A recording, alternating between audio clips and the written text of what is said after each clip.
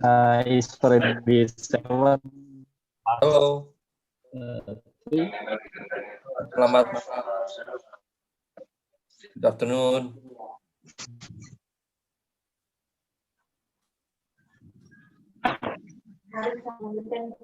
Malam.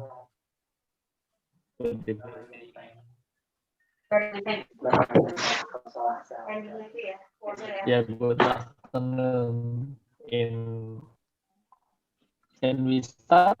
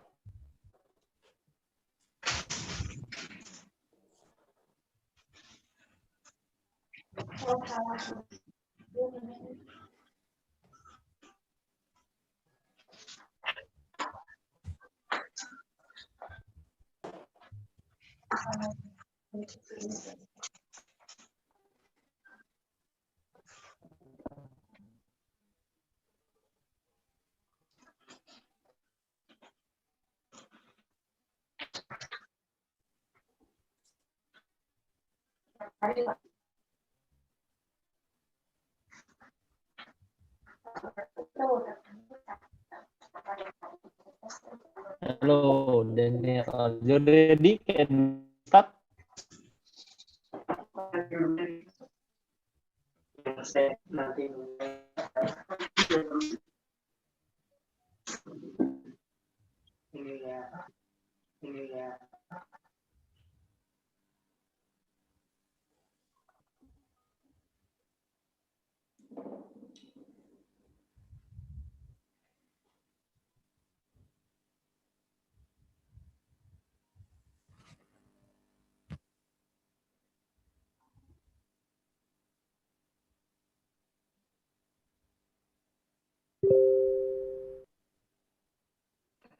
Tony?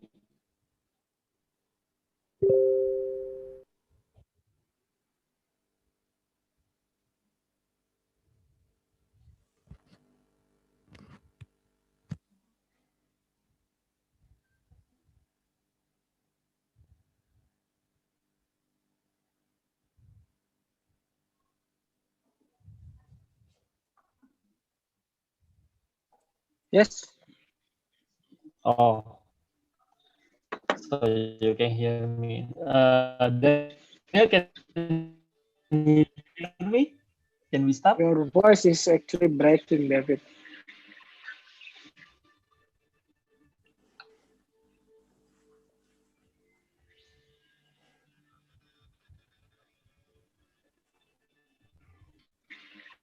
Oh, really? So my connection is actually bad.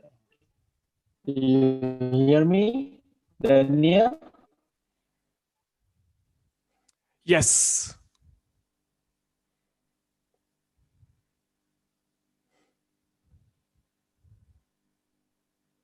Okay. Can we start now? Okay, I will start.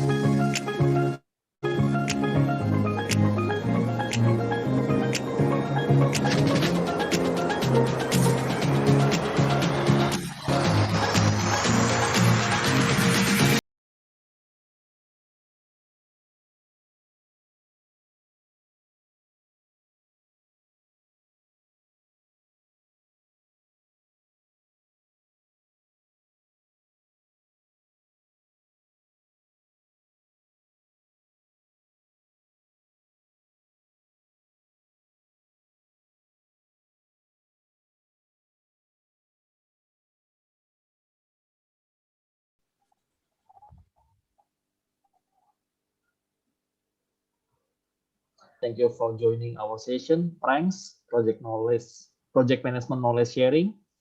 And today we will we have Daniel handling PMP as he will bring session about all button push dealing with conflict and resistance in times of the pandemic and beyond. Okay, so for a little introduction before we start. So Daniel Handling is a project manager and a project management consultant. He is living in Austria, Europe. He has working experience of more of 12 different countries and also various industries. Daniel have many certification of all major standard. He also taking part in the creation and evolution of the standard and also apply it to the apply the global best practice in a large range of business. And what is interesting about Daniel is that he not only focus on the technical of project management, but also from the human side. So he is very interested with the interaction between human, where conflict arise and resistance is triggered. Daniel have 10 years experience volunteering in PMI Austria chapter, and the latest position is a former president. Daniel also active supporter of PMI Indonesian chapter. He already contributed to our event before, and also he's one of the final judges of the PMC this year. Okay, and last but not least, Daniel is a certified scuba diver. Okay, before we can, yeah, I googling your LinkedIn, Daniel. Okay, so but before we start, this is the rule. So the first one, all participants will be on mute, and videos will be turned off to preserve our bandwidth. And if you have question, and we encourage this, submit it in the chat box and put Q, so we know that there's a question. Okay. The third one, the session will be recorded. The fourth one, the e-certificate will be distributed to all participants who join the session. So either you member or not member, we will distribute the certificate to all of you. But the 5 rule for the auto submission PDU itself is exclusive for PMI Indonesia chapter member only. And the 6th one is happy learning, and please give us feedback. Okay, I think that's all from me. I will give the control to Daniel. Yes. So thank you for introducing me. Can you hear me? Yes, yes. Can you all hear me? Okay. Good. So yeah, I think you've heard everything that one needed to know about me. There is just one thing I can hear myself. I don't know if any of you has maybe still on speaker on and mic on. Just check. Very clear. Okay. Now it seems to work. No, I can still hear myself. Okay. Might be a bug with. It's okay for you guys if I quickly log on and off again just to see if it changes? Because I can hear myself in my speaker. I'll be right back in 10 seconds. I will just log off and log on again. Okay. So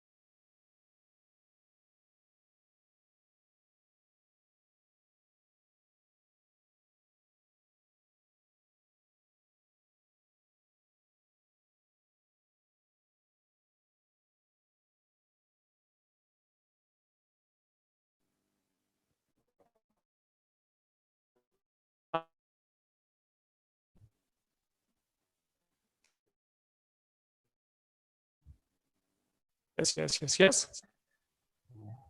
And a Okay. lot of people interested in your topic tonight.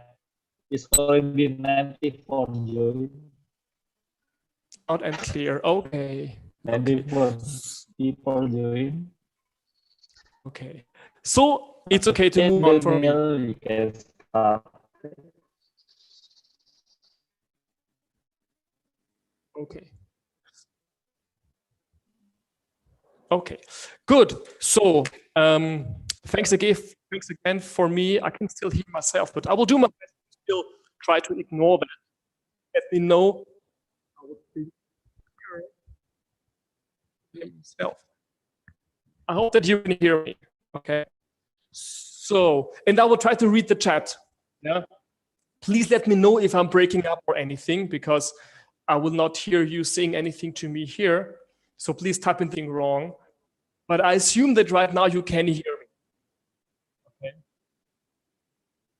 Okay. Wow, this is really bad here. Let me put it here. Good for now. Okay. So, well, I mean, one of the reasons why I'm actually linked to Indonesia or say Southern Eastern Asia is diving. Yeah. So I like to dive a lot, and also in Austria we just have lakes. So when it comes to lakes, it's not so open sea. So I've been diving, and I enjoy going diving. I've been to Java several times. I've, 2 years ago, I was in, what is that? In this part, in the eastern part of Indonesia, which is like, which has two parts. Papua, I think it was called Papua. So I like the area, and I'm happy to support PCs, for instance, that you are here to listen to me. Right, correct. Yeah, so I've been to Russia, which was one of the best trips of my life. Yeah, so I do not speak any Bahasa, obviously. I mean, I can say things like Selamat Malam, Selamat Datang, Terima kasih, and so on, but I actually talk to people. So yes, I will stick to English this time. And the session today, it's called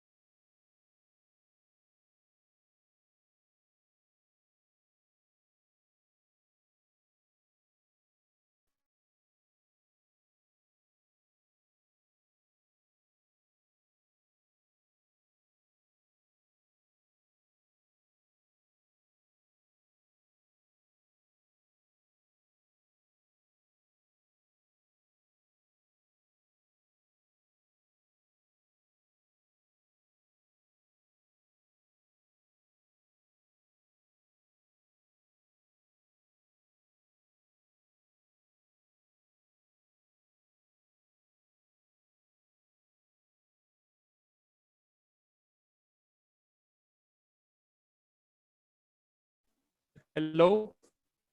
Okay. Yes, yes.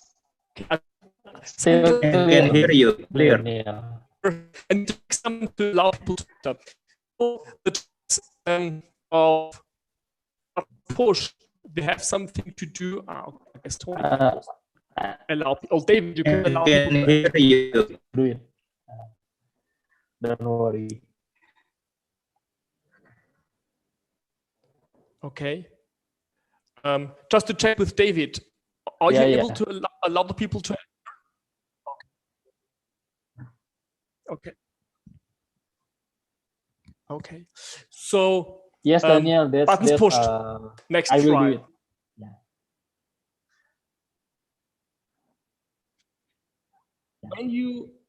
when you get in a situation where your buttons are being pushed, this is what I want to talk to you about. And the pandemic is one situation, but obviously when you work in projects, you also will see situations where you are facing conflict, and conflict has something to do with our buttons being pushed. And also I would like to talk to you about the same principle that applies to when people resist, or maybe when you resist. And to simply start with the whole topic, I would like to ask you now, when you think about the topic of trust, okay, so say trust is the topic that I would like to start with.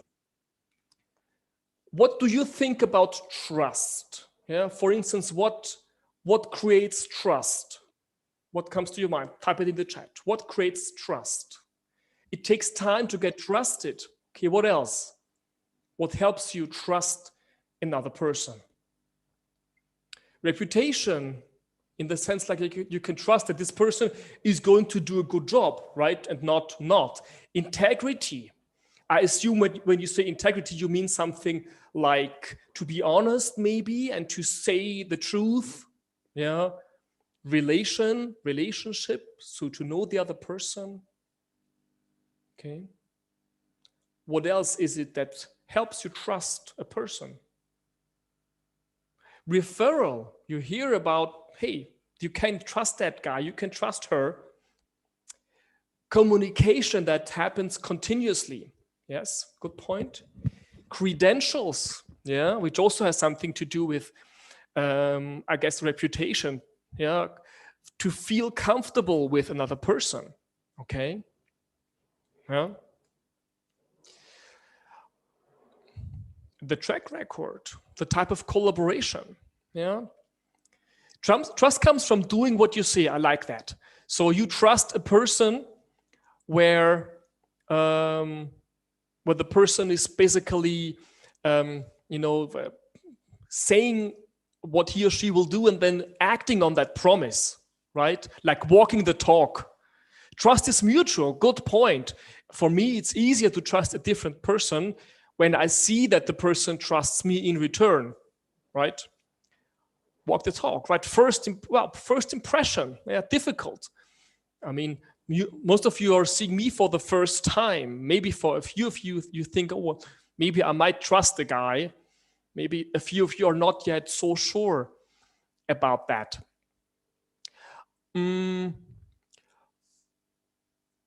But now to think about the whole topic from a different perspective, what harms trust? What makes you lose trust when it comes to different person? What triggers that you stop to trust another person? Disappointment. When the person is lying to you, definitely. To be betrayed, right? Yeah.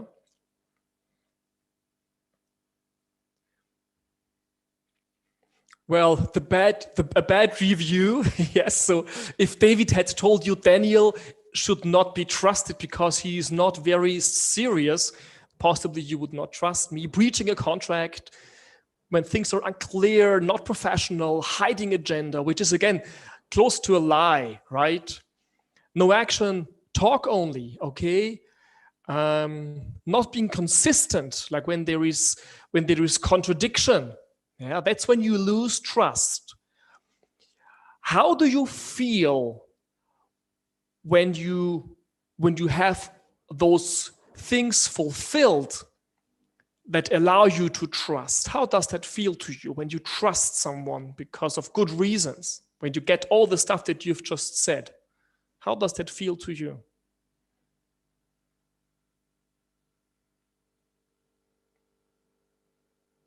Safe?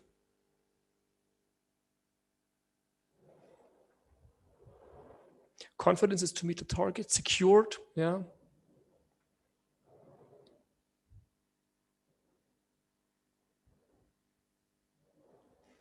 Believe.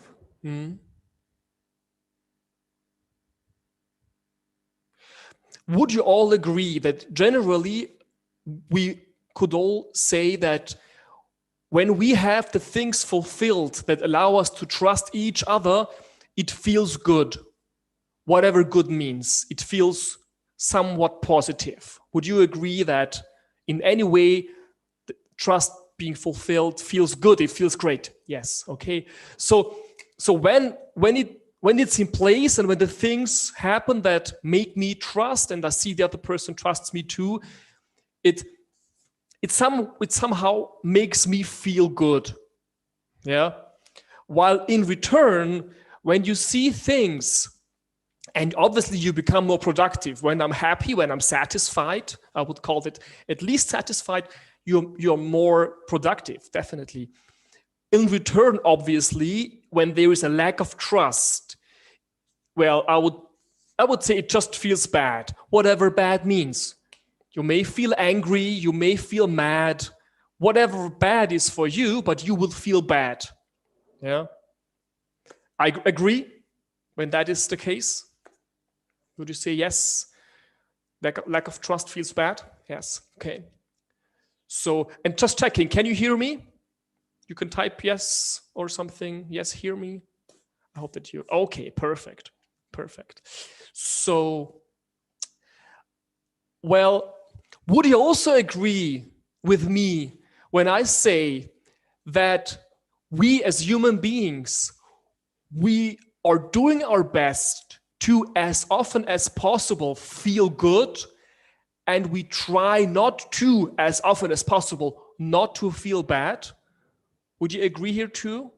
We're trying to have a life, right? Okay, so those are just very basic things, but just to check if we are on the same page here. Yeah. So trust is something that when it's here makes us feel good. When it's not here or when it's harmed, then it somehow feels bad. And we as human beings, we want to feel good as often as possible and not to feel bad. Yeah. It will come to encourage me to work harder to get the trust, as I realize that it's hard to trust the trust. No, it will become to encourage me to work harder. Okay, so what you're trying to say is that when you see that a person maybe doesn't trust you perfectly, you would like to work harder to make the person see that you can be trusted. Is that what you're trying to say? Yes. Yes, makes perfect sense, right? So the thing now is that we often talk about the word trust, and that's why I'm starting with you with that word. Because when people talk about trust, and I've just asked you, they are actually, it's not easy to answer the question to say, what switch do we have to switch on that trust is here? Yeah. And what I would like to show to you now is a model that I like to use when I step into that topic of trust and buttons and stuff like that. It is that for me, trust is not something that is just that you can work on. Trust is a state for me. So you can have a state where trust is in place, where you trust the other person, or a different state when there is a lack of trust. And to me, the state is something like a table that is placed, trust shall be earned. So it's based on something, right? Trust is based on something. It will develop, hopefully, to the better, yeah. So there is a basis of trust, and there is not just a single basis. And the basis which I have on my mind, it's like a table that I say, the table of trust, so to say. This table, it's a good table, so it has 4 different legs. And in order to have trust established in the project team, in your working group, with your circle of friends, in order to have the trust established, you need to have the basis of that trust developed. And we should look at the basis in a differentiated way, because It's easy to say, I don't trust you, or we need to trust each other more. But the lever to work on is what trust is based on. And what I see is that the 4 pillars of trust, or 4 table legs of trust. One leg of that table is called openness. Openness. And it fits to what a few of you just said before, communication. Openness means for me, on one hand, it means to me that I am open towards you. Yeah. So when I'm open, I say what I think. I give you information openly about things. Yeah. I can inform you about my life, about my office, about what I'm just doing. So one thing is to be open, and openness includes to be transparent, to unveil, not to hide, to open up and to show things as they are. Like if you say like my heart is an open book, I open up towards you that you can see what's inside here, and I tell you about myself. Openness. Openness also has something to do with being open to you in terms of accepting you and respecting you as you are. So when you have a different opinion, if I'm open, it means I'm open to your point of view. I'm open to your opinion.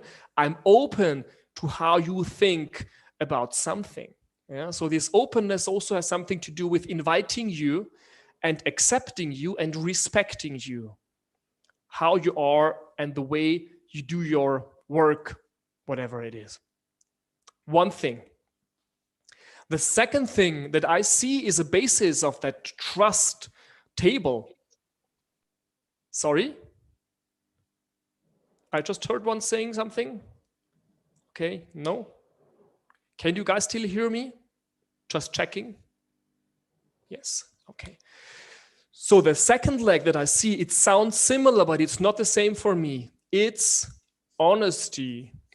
Honesty. And it also refers to what you have said before, that just back again, is openness same thing? Yes, I would, one question was, is openness the same thing like transparency? For me, yes. For me, openness means transparency, but transparency is also close to honesty. Yeah. Honesty means that you are exactly saying what you think and not something different. That you're exactly expressing your feelings, your emotional state, without trying to hide it or to change it. Honesty also means to communicate timely. So it's honest when you know something, that you pass that information on immediately, and not that you keep it for a certain time and then after a while you pass it on. Yeah. Honesty means also for me to stand up for my opinion, to stand up for my values, to honestly say what I think about something, to honestly say how I feel about something, even if you maybe would not like to hear that because it might push a button. Still to say that, okay? Honesty. The opposite would be to lie, yeah? Okay? That's the second element that I see here. Doing right things at the right time. Yeah. Yeah. The third piece that I see here as a foundation of trust is reliability. Reliability. Referring to also what a few of you said before when it comes to walking the talk, to promise. I promise something to you. We agree on something. You refer to the contract. We agree on something. I say, I will do that for you. I promise you that. And to be reliable means to deliver on the promise. Okay? And this is the third element, which I see as an important leg that makes trust establish, develop, and also stay stable, because the whole table should not like be unstable, right? You want to have a stable level of trust. Now, the fourth one is kind of tricky, because when it comes to openness, for instance, it's easy to say, hey, when I am open to you, yeah, like you get openness, you're being treated in an open way by me. And when I'm honest with you, when you get honesty, when I'm honest with you, when I'm reliable to you, this all has something to do where you get something that you need, right? You need openness from Daniel, you need honesty, you need reliability, and you get it, you're happy. So this is what I give, kind of.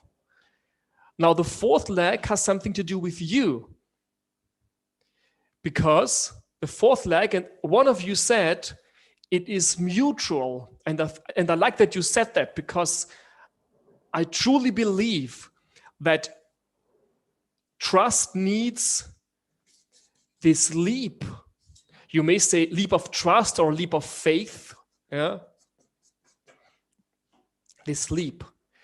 This means that in addition to me treating you openly, honestly, being reliable when I cooperate with you, something that you get and that makes you feel good and positive towards me, in return, when you leap, in the sense that you take a leap of faith, yeah, then this makes it for me easier to trust in return you, because you basically say, Daniel, I don't know you, but I will assume I can trust you. Yeah. Okay. So this leap of faith is coming from you.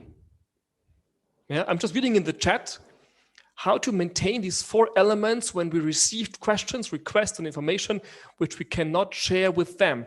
Good point. What is when you are told not to share something? Well, it's difficult. I mean, first of all,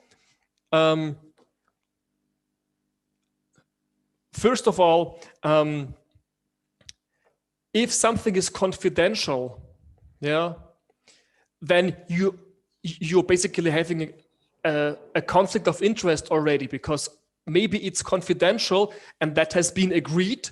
So you should not share that, because otherwise people would not trust you anymore, right? On the other hand, if that information that you received that you should not share has an impact on a different person and you're not sharing it, well, that makes it difficult. Yeah, how to deal with that? This is an inner conflict. Well, I say this conflict is not coming from me, because if my company asks me not to share a certain information, even though I could, this is coming from the company. So then it's not my fault, kind of, because I didn't decide what to share and what not to share. The company said, this is confidential, so keep it for yourself. Don't share it. So this conflict is basically coming from the company. I would leave it there, to be honest. Yeah, I would leave it there.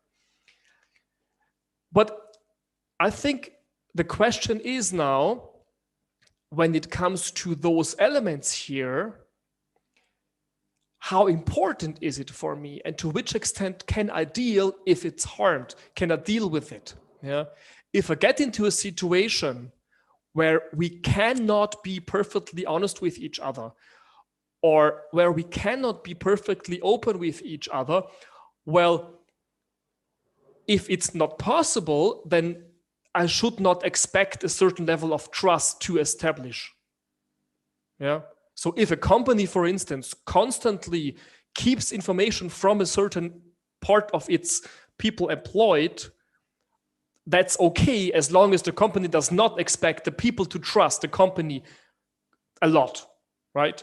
Because obviously, when honesty or openness is not there to a certain level, people will just not trust. Yeah. And well, sometimes we just can't trust because of that. Yeah, but okay. I think I didn't really answer the question right now because it's an existing conflict. Yeah. So maybe we and you can have a follow-up separately on that, because I would like to stay here just for a second. And one of you said it's a point of ethics. Yes, because what we're talking about here, it's ethical things in the back. Yeah. And because now the question is, trust needs rules and it can only be achieved when we have the same understanding. Definitely agree.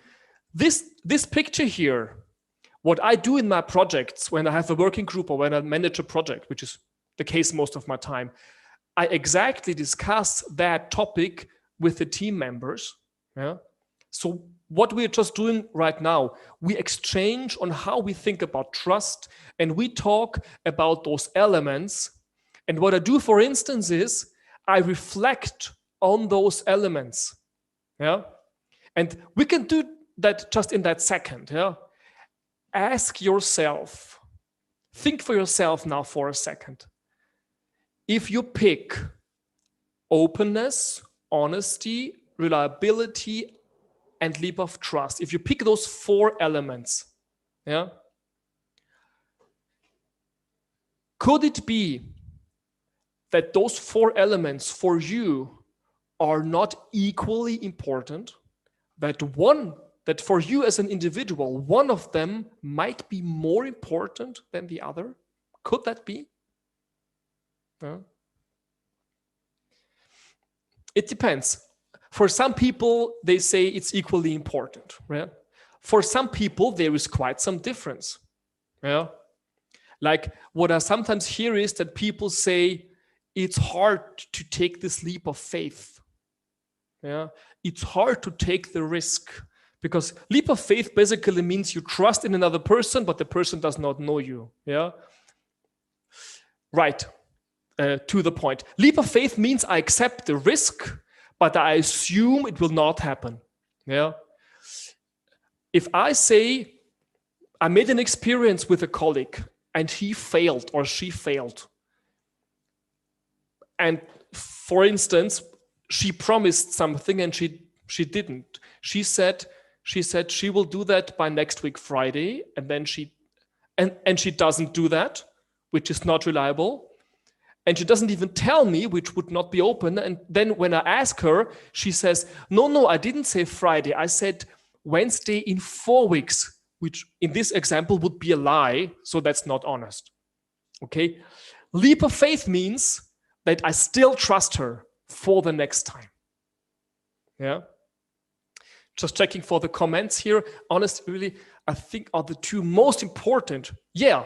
So one of you just said, if you want to differentiate between those elements here, you could say that a few of them are more important while a few others.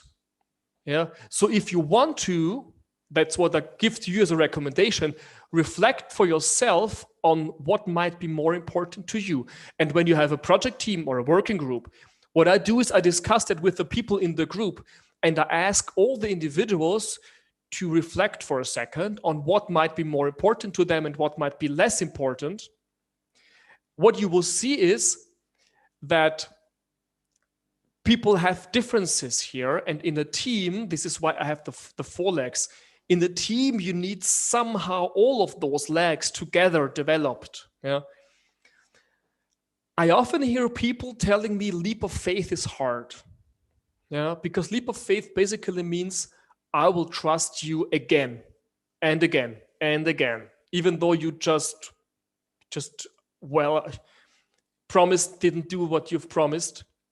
Yeah. Correct. So there is a balance needed here. Yeah. You need to balance it out. Yeah. That it stays, that the whole thing stays stable. Okay. So, when it comes, maybe one word about leap of faith. When it comes to this here, I think if you have difficulty here to take this leap of faith, I recommend to you that you reflect on that. Usually we we have difficulty to trust someone again because we made some experience with that person, and it might make it hard for me to trust the person again and again and again. Okay. Leap of faith means that you still trust that person. You try to trust that person because possibly, for instance, when the other person sees that you take that leap of faith again and you say to the person, basically, hey, we failed 3 times because you said you can't do that, but you didn't. It's difficult for me to trust you as much because to me it seems not so reliable when now it's the 3rd time that we agreed and you did not stick to that agreement. But you know what? I assume you have good reasons for that, so I will continue to do my best to trust you that next time it will work out, and next time you will honestly, openly provide me with the information needed to have this agreement. Possibly this leap of faith will allow the other person at some point to trust you in return, and maybe to tell you something about him or herself openly that you didn't know. You know, one typical example could be a colleague. She does not deliver on a promise several times. You agree and it doesn't happen, and you don't get any information from the person. But when you take the leap of faith, the other person might feel comfortable, and she might open up, and she might honestly tell you, Daniel, to be very honestly speaking, the reason why I don't deliver on that is because I just don't have the skill set. My boss told me to do that, but I'm not skilled. I don't know how to do that. Well, that helps you, right? Reliability, it makes her reliable to tell you what she actually shouldn't promise because she can't. Yeah. Another topic just mentioned here, leap of faith, when there is a link to risk. Yes, another additional element here is risk management. So all the stuff that you have when it comes to risk management that you know, but because you work according to that in your projects, well, all of that stuff applies to that area here too. So when you think about stakeholder management, when you identify all the stakeholders in your surrounding, in your environment, in your project, and you think about the stakeholders and you think about, for instance, openness, honesty, reliability, leap of faith. Is there a risk coming from that person? Is there a social risk here that might help you also develop here better? Yeah, leap of faith. You may say this. A leap of faith has something to do with a certain risk attitude. Yeah, and we should be pros with dealing with risk. I mean, we are project managers, right? Of course, we are able to deal with uncertainty. Yeah, but the idea here is leap of faith means you assume the opportunity and not the threat and not the negative risk. Yeah, leap of faith means you assume the chance, you assume the positive outcome. Leap of faith. Okay. So would you agree that when it comes to the topic of trust, would you agree that we could imagine these 3 items here like buttons? Yeah. So you may say openness is a button. Yeah. And honesty is a button, and reliability is a button. And we say, hey, when I am not open to you, I'm pushing that button in a negative sense. I'm pushing that button. I'm not open. When I'm lying to you, I'm pushing the honesty button because I'm lying. I'm not saying the truth. When I promise and I don't deliver on the promise, I'm pushing the button of reliability. Yeah. Does that idea make sense to you, that somehow you may imagine those elements like buttons that are being pushed, and that leads to, well, a feeling that's not positive to you? Does that make sense to you, this idea that you can imagine that like a button. If you're still there, not sure. Yes, okay, okay. So, and by the way, if you ask yourself, after the session, I will take pictures of the flip chart that I draw, and I will also add a few other things for you. But moving on with that button idea. So I imagine those elements like buttons, okay? And a different word which I see as for these buttons is my needs. My needs, the needs that I have. I need honesty, for instance. And when the need for honesty is fulfilled, it helps me feel good. I'm feeling satisfied. Or the need for reliability, when it's fulfilled, then obviously I feel good. And I would like now to move on with you to quickly look into the link between the buttons that we have, and those are 3 examples now, how we feel and how we deal with life. Yeah. So let's imagine this here is you. Yeah. And let's, for instance, stick with those 3 buttons that we have before. Okay. So let's say you have reliability as one button, and you have openness in one button, and you have the button that is called honesty. Okay. And what we have is, we have the things that we perceive, perception. Yeah. We have the things that we experience in our life. We have the things that we see visually when I watch TV. And if you pick the Corona COVID situation right now, when I watch the news on TV and I see pictures, possibly a few of those buttons are being pushed. Okay, so my perception, my experience, my actions, this is what is pushing my buttons. Okay, and my buttons can be pushed in 2 ways. My buttons can be pushed in a way that something that's important to me and that I need is harmed, which makes me feel bad, right?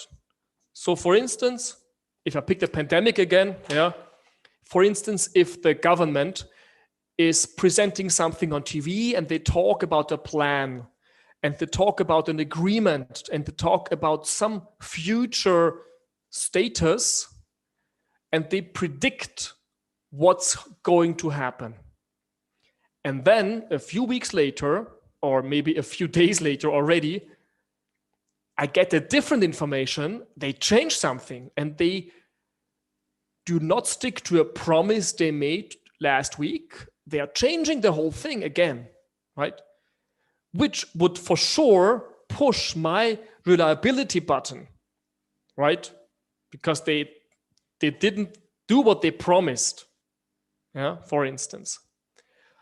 Or if I see outside on the streets, you know, and people are told to wear masks, and I see people who don't wear a mask, yeah, this is also putting my reliability button, for instance, and a few others, I guess, because I would expect things to be in a certain way, and they are obviously not, which makes me feel bad. Yeah.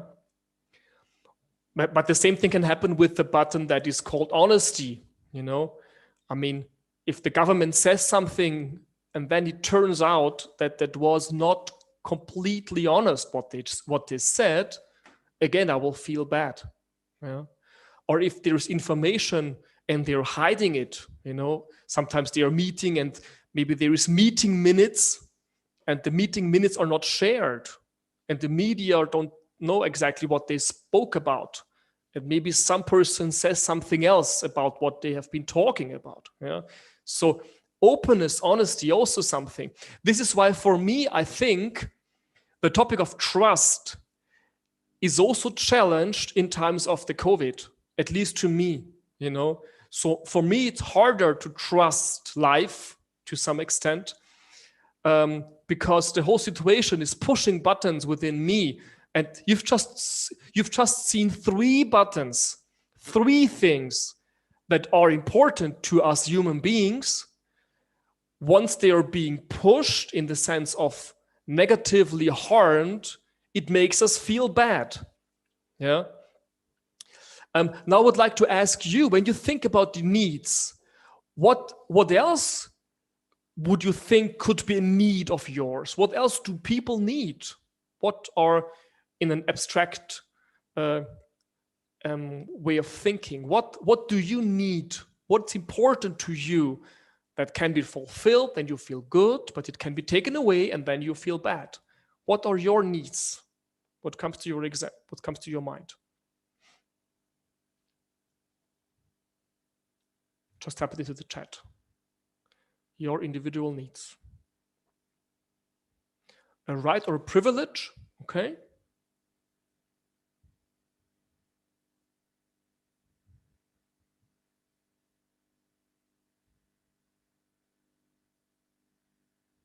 What else? Human needs.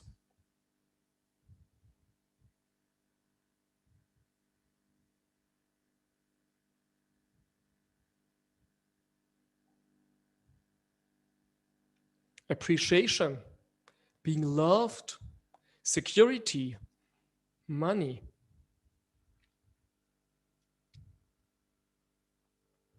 What else? Recognition, perception, as we thought. Same perception, okay? Okay. Self-esteem.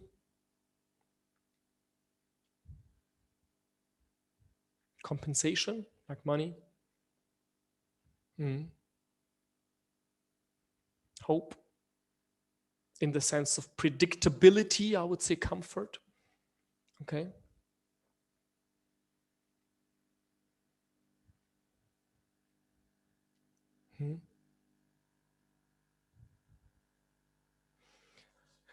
Wants or needs. Sometimes we care more what we want. That's a good point. Yeah. Let me ask a question to David, because I'm not sure about the timeline, because we have 35 minutes left, but we are combining Q&A with the session anyways. So do I have to strictly move on so that there is the completely open part for the Q&A? Or is it okay if I move on with just right now talking? And yeah, I think you can just continue right now. We will join the session with the Q&A together. So okay. if anybody want to ask question, they can directly type it in the chat box. Right. Because I would like to switch, because it's a good comment that I've just heard. Yeah. Let me quickly switch to something else, because there is actually 3 different dimensions that we have when we are talking about what we need, or whatever we call that. Because what we actually have is, we have, let's say, on our mind, what we usually have is our conscious position. Yeah, our position. This is good for me. This is wrong for me. This is good for us. This is correct. This is not correct. Yeah. This is how it should be. This is how it should not be. We have our position. Okay. The position is usually something that we actually say that. Yeah. This is often what we say. Yeah. The written part. We think it and we say it. My position is X. But what's interesting is actually behind my position are, so this is now the second part on my side, my interests. my interests. Okay. An example, if I say, I deserve more money, yeah, then my position is that you should give me more salary or you should give me money for whatever it is. Yeah, that's my position. If my wife says, no, you don't deserve more money, then we have a different position. I say, for sure, I deserve to earn more money. She says, no, you don't. Well, two positions. Okay, to talk about that, and we talk about conflict today. In the conflict, there is no point to discuss positions. So if I'm saying to my wife, hey, you know what, you are wrong. You don't know my job. You don't know my work life. You can't estimate, and you don't know I should earn more. And maybe she says, I think blah, blah, blah. Never discuss positions. That does not work at all. Behind the position is an interest, yeah, which helps you get to the button part. That's the relevant element of a conflict and also of resistance. Because position in resistance means that a person says, you know what you want is not right, so I'm just saying no.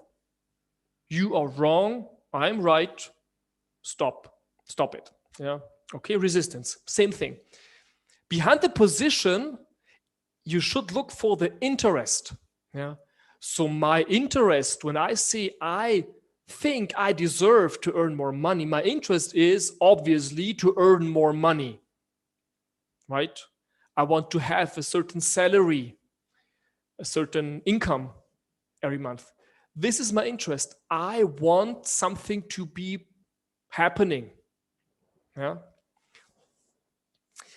But now the thing is that even about interests, it might be difficult to discuss interests, because I might say my interest is to earn more money and the company's interest is not to raise any salary. Yeah. So still there is a competition here between the two interests, but at least when in a conflict, when I'm moving from my position away, it will make the dialogue more doable for the two people. So when you move from the position to interest here, I think my interest is that I would like to have a salary increase. Hopefully I'm specific. Maybe I want my salary increased starting from X date or something. Yeah. But it still is not the full story, because behind my interest, yeah, and you can imagine that like this is a lake, yeah, and you know, like it's an iceberg, right? A certain part is below the surface, yeah. So while the position is obviously very, very clear to the other person, because that's what you say, the interest might be a little bit harder to guess depending on the words that you're using, yeah. But interesting is now actually what's below, and this is the needs. Yeah. Why do I want to have a salary increase?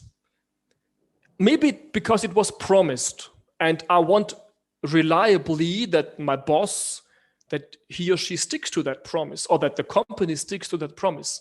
So I want to have the need fulfilled, that some agreement, that people stick to an agreement, yeah. Or you pick fairness, maybe one of you said recognition, recognition. It also, there is something which I need that makes me feel that I'm at eye level again with my other colleagues, with the salary system in my company, whatever it is, yeah. So it might be the need for fairness, yeah, for instance, okay. But that was just a sidestep, because you said wants or needs, and I think it's a good point, yeah. The position and the interests are a little bit the wants, but in my experience in the conflict, it's not enough to stay here. yeah, you should understand the needs behind. Let me switch back now to the picture which I was painting before.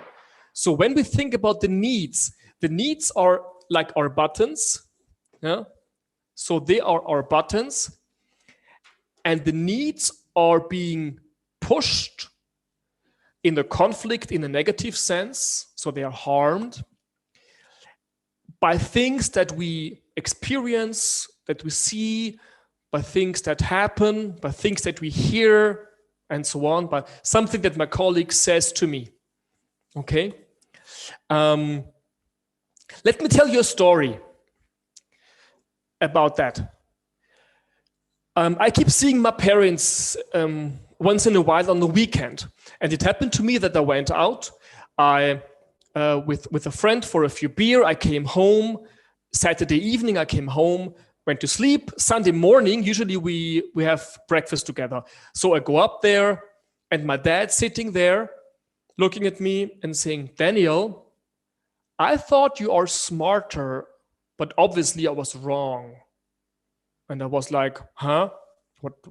And he said, "You know what? Normal people would know that the garden door should be locked when you come home." And I was like, wow. So I didn't lock it? No, you didn't lock it. Okay. And you're now self-employed for 12 years, and you're doing a good job, and I thought that you're intelligent, and I thought that you know what you're doing, and that you're conscious, but you obviously are not, because you didn't lock the garden door. And I was like, hey, this is a village here. The garden fence is like that. You can step over it. Yeah, what's the point locking the garden fence door when I come home? What's the point? And he said, well, the point is that this is my house and I expect you to lock it. And I said, well, but I don't get it. And when I don't get something, I don't do that because it doesn't make sense. And he said, yeah, but I tell you to lock it. And I said, well, but I decide what I do. And he said, yeah, but you're the guest in my house. And I said, but I decide where I'm guest. It was more emotional, and my mom then came to the discussion. But do you understand the picture? Can you relate to that conflict a little bit? Does it, just to check if you follow, does that picture, can you imagine how that worked? Okay, the conflict stopped then, yeah? But help me reflect now together. Obviously, my dad perceived something. What did he perceive? What was his perception?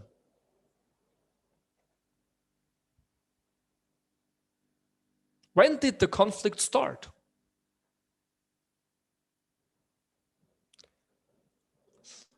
Level of trust lower, yeah.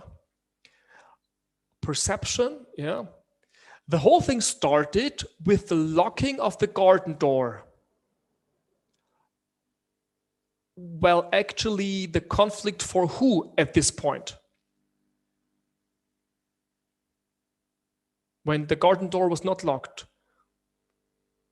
Well, yeah, but I mean, at night, for my dad, right? I mean, for my dad, I guess in the morning or maybe before he went to bed, he saw the garden door was not locked. So the pain was with my dad first, right? He comes to the garden door, he expects it to be locked, but he just checks. I guess that's what he does before he goes to sleep, or maybe in the morning, I don't know. And he sees it's open. Daniel did not lock the garden door, okay? And he approaches me with that. At which point did I step into that conflict? What was it that made me feel like, are you, huh? When did I step into the conflict? When I responded to his anger. Yeah, I didn't follow his rule. I didn't acknowledge his rule. I was I mean, I told you the story. I mean, I was not extremely rude to him, but I stood in my perception. I said, I was in my, I'm right, you're wrong. Yeah, huh? Crazy idea. Why would I lock it? Okay. This is when the conflict started. Okay. Because now we had both our positions. His position was, Daniel, you are not smart and not as intelligent as I thought. And I didn't say that, but I thought like, you're a paranoid old man. Yeah, it's a village. Why? If a person wants to break into our house, he will just step over the garden fence. He will not. And there is no people break into houses in the village. You know, nothing happens here, which is good. So this is when the conflict moved on. But what I would like you to take away from the session today, and it is linked to conflict as well as resistance, yeah, is that actually those things that you have on this picture here, those are 3 separate elements that you should treat separately. One area is the area of your feelings. Yeah, of my feelings. My dad was mad and angry, I guess, at night or in the morning when he saw the garden fence not being locked. Because buttons had been pushed, and in the morning when we spoke about the whole thing, then obviously he became more angry. Well, so we have the area of feelings, and in a conflict, usually it's negative feelings, right? Usually negative. Which is a separate area from the part that is what's happening in my perception, in my what I think, what I see. That's part of my thoughts, you know, or things that I do, you know. And it's separate from the buttons that I have, from the needs that I have. Yeah. And what I would encourage you to try to develop, to be conscious of, is that mentally you separate those 3 areas when you are seeing that the conflict is developing, or when you see that a person is against something. Because the more you're able to separate feelings, needs, as in buttons, and the things that push buttons, the more effectively you will be able to solve a conflict or to get across a person's resistance. Okay? Because let me ask you now, when you think about the feelings, we often start here. We often, in a conflict, we often say, hey, come on, let's not fight. Don't be angry. Can you directly influence feelings, do you think? Can you say, okay, I will not be angry anymore, or I will not be mad anymore?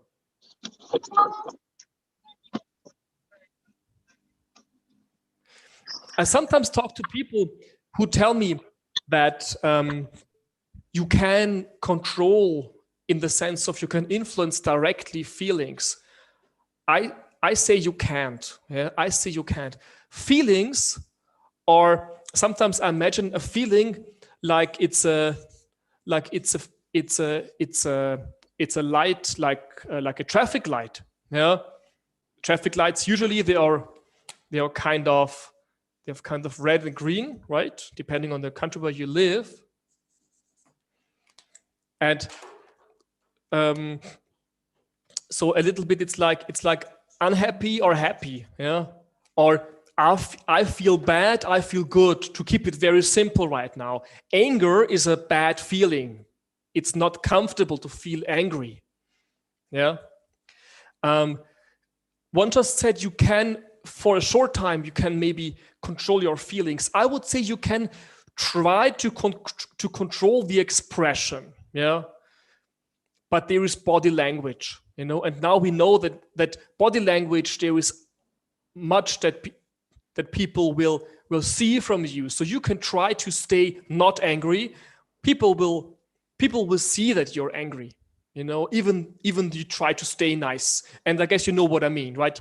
We see that happening in conflicts, that we all try not to be angry, but we are like, the words we use, the face, how the face looks, the body language. People can see if I'm angry or not, if I'm mad at them, right? We pretend, we try to be nice. Believe me, I mean, today we know, even here, but even more in a real situation, today we know that you can read from me, from Daniel, you can read the size of my pupils. You can see my pulse. You can see to which extent I'm shivering. You can see if I think it's called diaphragm, the muscle here that makes you, when this, right? Yeah. Only a two-faced person can do that. Yeah, you can't hide that. When you're angry, there's lots of things different with your body, like the diaphragm, or the thing that, I don't know how this is called in English, the thing that opens and closes when you swallow. Now it's open when you yawn. It's open, so now it's like open, and now it's closed. Okay. When you're angry, it's hard to control that. I don't know any person who can heart beating hard. I mean, who can really say, okay, I will slow down my pulse. Okay, I will open or close. I don't know. I think it's close. I will close my pupils now. Yeah, how tense your body is. Today. I mean, if you've been to trainings about body language, forget what you've heard. Yeah, because now we know from scans that people perceive much more. I know people who say, Daniel, don't do this, do this. And I'm like, why? I don't know. Yeah, and keep your hands here. Maybe do like this. Don't do like this. Never put your hand, blah, blah. Thank God the human brain is not so simple that you would completely get a different picture if I did this or this or this or this or this or this. It is supporting. But when it comes to emotion, to feelings, you register a lot of information from me. And what I see is that the feelings are just like the traffic lights that show what button has been pushed. Yeah. So first of all, don't try to work on a feeling. Don't try to not be angry. Yeah. It does not work. But move away from your, I want you to X, Y, Z, to be really able to have a dialogue with the other person in a conflict. Uncover your buttons and unveil your needs that you want to be fulfilled. Openness is one need, but there is a few. Think about my dad. What need did I harm? Which button did I push with not locking the garden fence? I pushed a button. I pushed a few buttons, I guess. What button did I push that night when I did not? I was not reliable.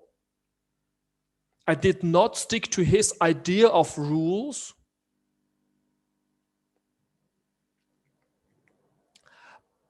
But the buttons, the needs, we need to understand them. This is something you need to think in abstraction. What needs does a human being fulfilled when he or she locks a door?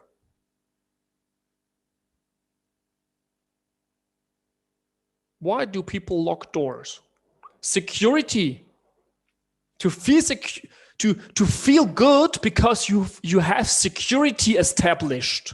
Nobody can break into my house without me allowing the person to enter my house.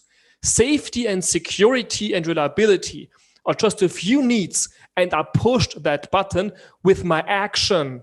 he made the experience with Daniel. Yeah, you didn't do that. What need did he harm? What button did he push with me?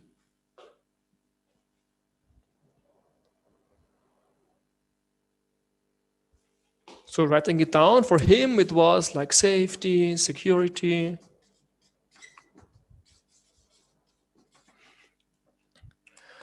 My pride, yes. He looked down at me. I felt like that, right? Yeah. Yeah. Well, experience, yes, in the sense like, yeah. When I said to my dad, why would I lock a garden door? Logic, sense. It doesn't make any sense. Why would I lock the garden door? It is not logical to me to lock the garden door. Sense. What happened next is, okay, because I also want to tell you how we solved the whole story. We solved it because obviously I gave it a few thoughts. And for me, I'm trying to do my best to separate feelings because they just exist. They are just mechanically triggered, but there is no point to even think about that. And I separate also what I experienced, what I saw, what happened, and I analyzed and tried to look for the needs. So 2 weeks later, I saw my dad again, and I said, "Hey, Dad. First of all, I would like to openly and honestly talk to you about the conflict that we had, or maybe still have, because I want in the future that we can rely on each other again." Yeah. Okay. So I'm saying that because you see those elements here, they are like an all-time favorite. They are most of the times this solves already a lot. Yeah. Okay. But I moved on and said, "Okay, Dad, because you know what? Last time when I've been with you with my parents, and you saw me, I did not lock the garden door, and you felt bad. You felt bad. Yeah. Can it be? I was guessing. Can it be that for you having a garden door that's locked, seeing it's locked makes you feel good because you get your need for security and safety fulfilled?" And he said, "Yes, yes, yes. Yeah, obviously, of course. Yeah." And I said, "But you know what? For me, it's hard because for me, sense and logic is very important, and I just didn't, and I still don't get it. Why can you? So I need the sense here." Yeah. And he said, "You know what? I mean, when I was a kid," he's talking about him now. He said, "When I was a kid, I was 4 years old, living in Germany, and at that age, you know, the street is your life. It's your world." And he said he went home to the cellar, and it was war. It was 1940, 45. It was in the last days of the war, Second World War. And he went down to the cellar to hide from the bombs. And when he went up again, the street was gone. The complete street was gone. All they had, him and his parents, my grandparents, each of them had one small carry-on something with a few items. And they went from Berlin to Austria to stay at family's house. And he said, "Daniel, I know that it might sound crazy to you, and to be honest with you, this level of safety that I need might seem crazy to you, and maybe it is a little bit crazy, you know. But because of that story, to me, that's why still it's important. So please do that." Which made it logical for me suddenly, right? Which gave it sense. So we could agree now. And what we had done in that conflict is that we had moved away from trying to change a feeling. We had moved away from trying to stick to a position. You are stupid. No, you are stupid. You are wrong. No, you are wrong. Yeah. We moved to the area of understanding our own needs, aka buttons that had been pushed on both sides. And the cool thing now is, the better you understand the needs, the buttons that are being pushed in a conflict, or when you see that people resist and you start a dialogue to talk about that here, you will see that suddenly things that felt like hard and that felt like, we don't move forward, suddenly people and the dialogue is somewhat, it's starting to work again. Yeah, 10 minutes left. So, but I'm anyways done with what I was trying to share with you. Yeah, and because I also want to have some time with you. So my message is, try to be conscious of the people's needs. Try to be conscious of your own needs. A few of them might be more sensitive and more important to you, while some others, so your sensitive buttons are the ones that people obviously will push more often than the ones that are not so sensitive. Yeah. For me, for instance, freedom is very important. He, by the way, pushed my freedom button too, with telling me you must stick to my rules. Yeah. So knowing your own needs helps, and trying to find a dialogue where you are separating your interests and what you want to see happening, your wishes, from your inner needs that makes you wish that something happens. Okay? And last sentence, in my email, I will send around an email with the pictures of, there is a link of an online tool that allows you to create a profile of your own needs, like your buttons. It might help you reflect on your sensitive buttons to understand maybe what buttons are more often pushed with you. But now it's up to you. Your questions, your comments. I just want to read one. In this pandemic, where most of the things running online, we have limited way to clear the conflict. Definitely, yeah.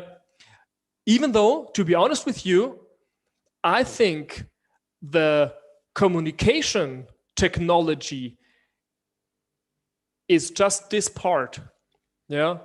So as soon as you're here, it doesn't make a big difference if you can see each other or if it's on the phone, because this level of to talk about human needs, it does not need so much explanation. Yeah. So from my experience, if communication technology is limited, which is true, we cannot meet. Yeah. It makes it harder to read body language. Yes. So in a virtual communication setting, it can happen more easily that the other person is angry, but you don't know. Or maybe the camera is off and you just hear nothing and you don't even know that the person is getting angry. So body language and feelings, to see that this is limited. Yeah. But to solve the conflict by expressing the needs that you want to have fulfilled, or by guessing for the other, maybe you moderate between two people. Sometimes I guess the two people's needs, like maybe you need or maybe your button X has been pushed because of something. You can do that remotely as well. Yeah. But you need to have a language that is following the people's needs. Yeah. But I will share a link and you can reflect, and there's also a website you can read on. And for the ones of you who want more exchange, feel free to get in touch separately, by the way. So it's not just today. More questions, more comments. Thank you, Daniel. Yeah, we will open a question or comment for one or two person.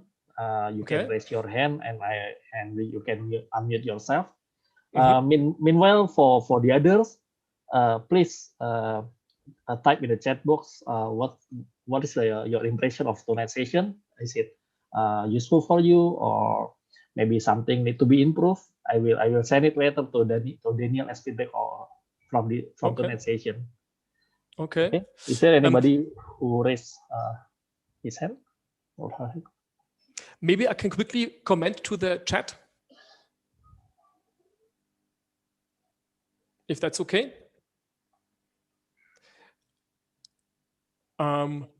Because there's two, I think, important pieces. One is self-awareness. Yes, definitely.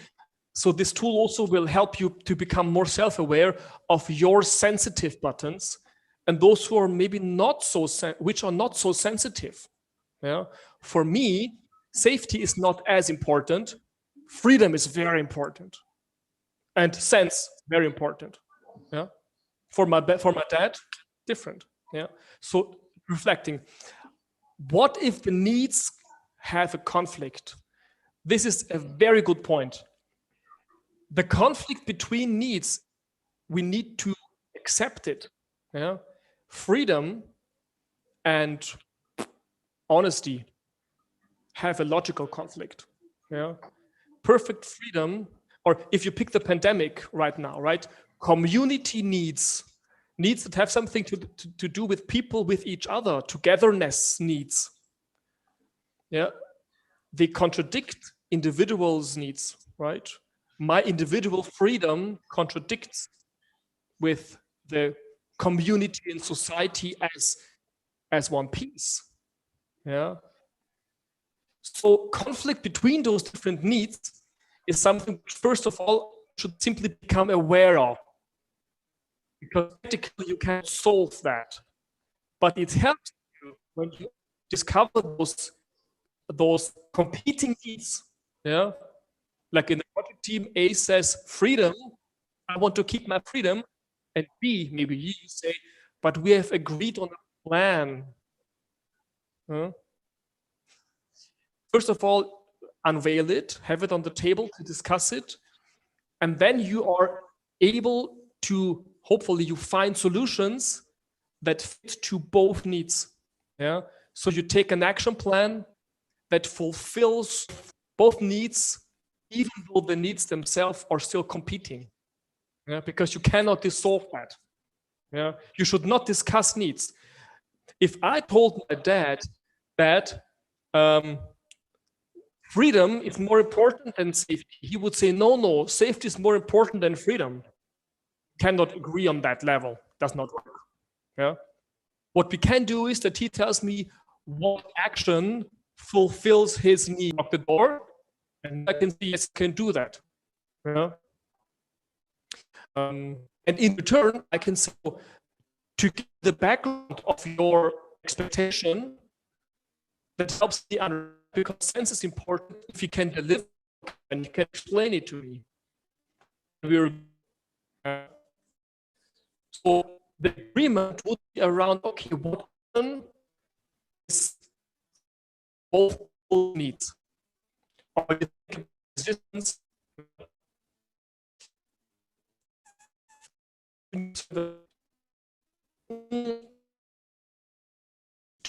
towards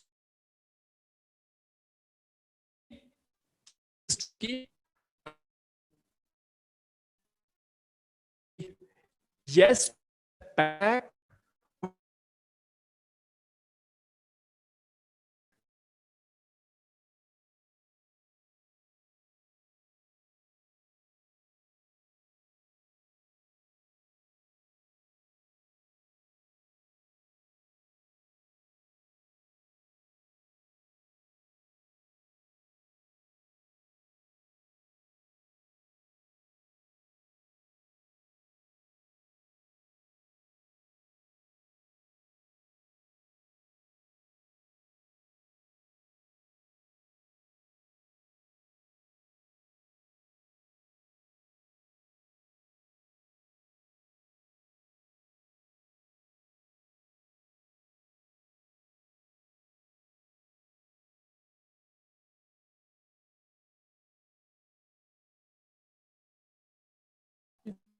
Seems to be Yes, we can, Daniel.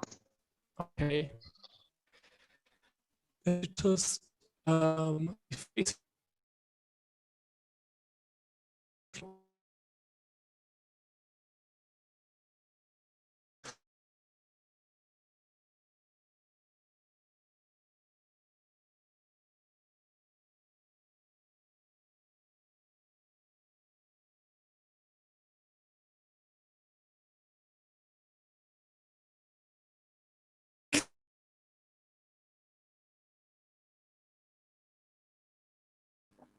generally, I would never say gold plating is necessary.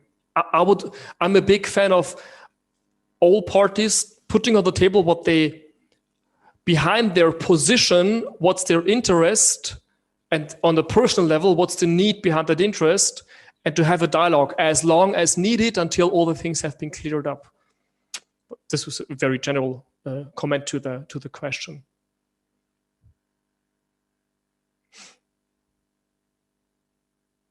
If you guys can still hear me, by the way. Or if Adam would like to rephrase his question.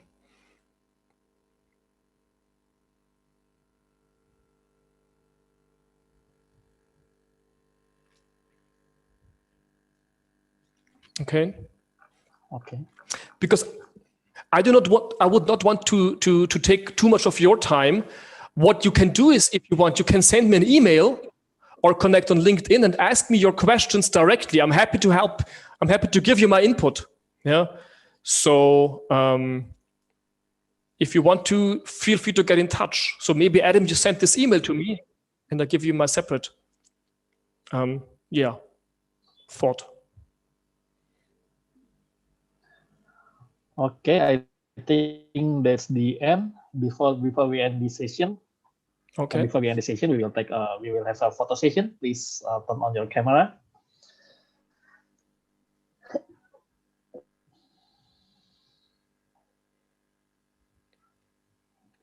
Good. Then I say thank you to all of you.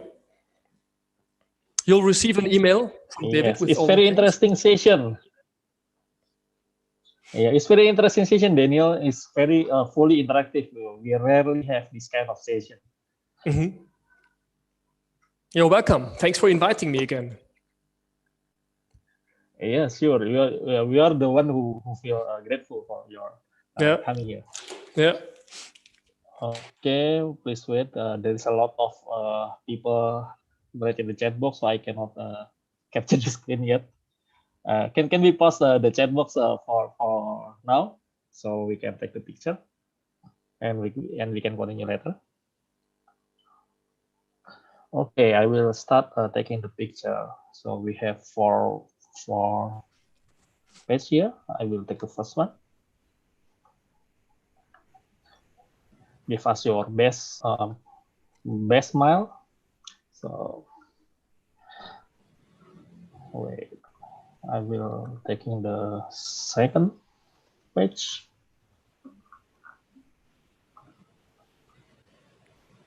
I will taking the third page.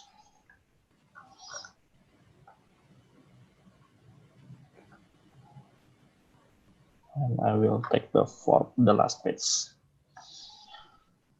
Okay, the photo session is done. Okay. Thank you, Daniel, for your time. And today today is actually we full house, so we have around 100 participants, and everybody stay until the end. It's very interesting session. Okay. Thank you then so much. I will log off. I will send you the stuff.